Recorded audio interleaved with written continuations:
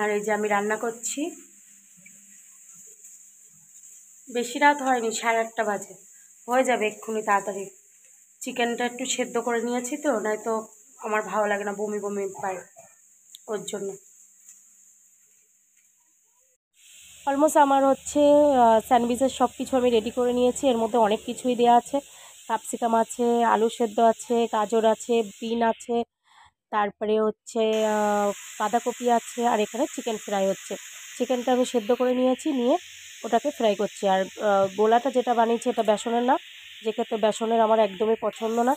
এটা বানিয়েছি হচ্ছে আমি সুজির ঘোলটা দিয়ে তোমরা যখন কোনো বাচ্চাকে খাওয়াবে, এটা খুবই হেলদি, শরীরের দিক থেকেও খুবই ভালো, আর বাচ্চারও কোনো অসুবিধা হয় না। যাই হোক, আমি সুজির ঘোলটাই আমি বেশিরভাগ বানানো পছন্দ করি। কোনো স্যান্ডউইচ বানাই, বাড়িতে যে খাবারগুলো বানানো হয় আমি ওইভাবেই করি। তো তোমাদের ইচ্ছে হলে তোমরা করবে, না ইচ্ছে করলে ওটারে বাদ দিয়ে দেবে। তারপরে এই যে একটু আমি আমার মুখটা দেখালাম, দেখো, বিউটি কুইন। যাই হোক, একটু মুখ না দেখালে তোমরা আবার বলবে যে কে কথা বলছে, কার বুলায়, হ্যাঁ না।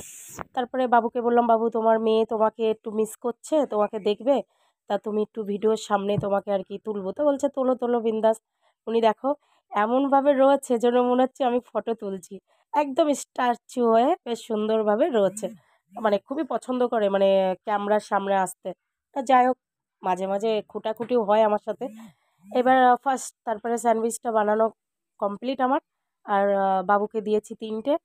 আর আমাদের যে কটা বাকি রয়েছে সে কটা আমি কমপ্লিট করব। আর আমার এই ভিডিওগুলো কেমন লাগছে অবশ্যই কমেন্ট করো, অবশ্যই আমার পাশে থেকো, সাপোর্ট করো।